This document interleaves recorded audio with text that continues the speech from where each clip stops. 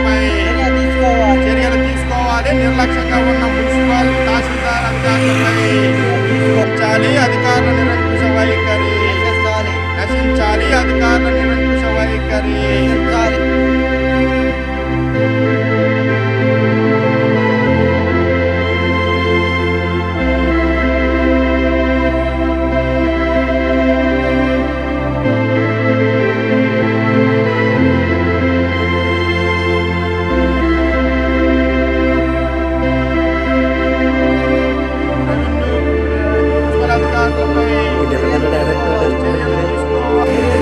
నిర్లక్ష్యంగా ఉన్న municipal revenue అధికారులపై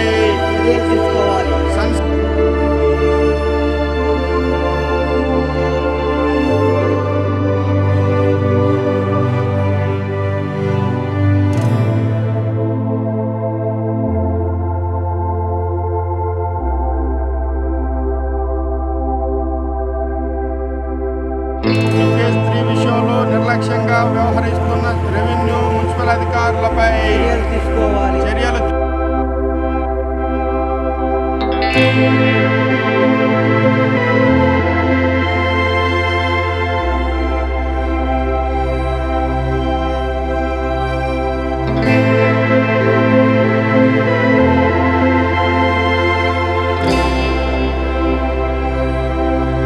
నా పేరు దాసర్ శ్యామ్, ఆల్ ఇండియా దళిత ఫెడరేషన్ స్టేట్ సెక్రటరీని.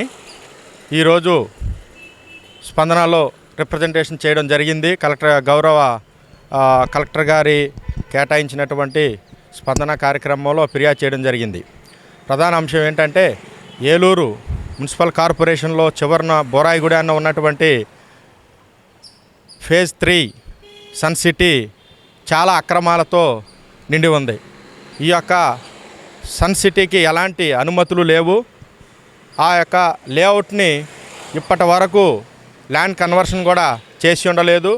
ఎలాంటి డిటిసిపి అనుమతులు కానీ, ల్యాండ్ మైనింగ్ అనుమతులు కానీ, పంచాయతీ అనుమతులు కానీ, కార్పొరేషన్ అనుమతులు కానీ, రెవెన్యూ పరమైనటువంటి ఎటువంటి అనుమతులు లేకుండా అక్రమంగా సన్ సిటీ ఫేజ్ 3ని సదరు యాజమాన్యం అక్కడ నెలకొల్పడం జరిగింది.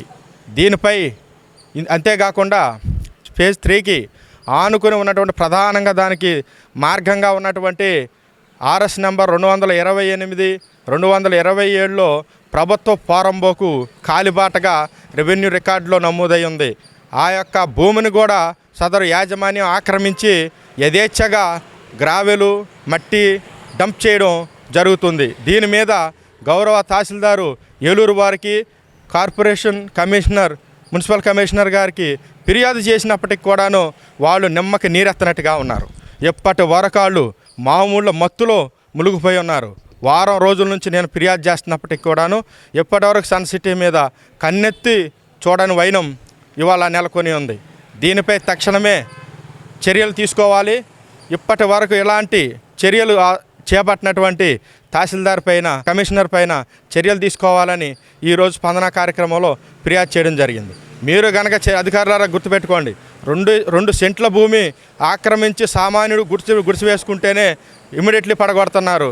ఒక వ్యాపారస్తుడు వ్యాపారం చేయడం కోసం 2 ఎకరాల ప్రభుత్వ భూమిని ఆక్రమిస్తే ఇప్పటి వరకు ఒక అధికారి కూడా కన్నెత్తి చూడలేదు.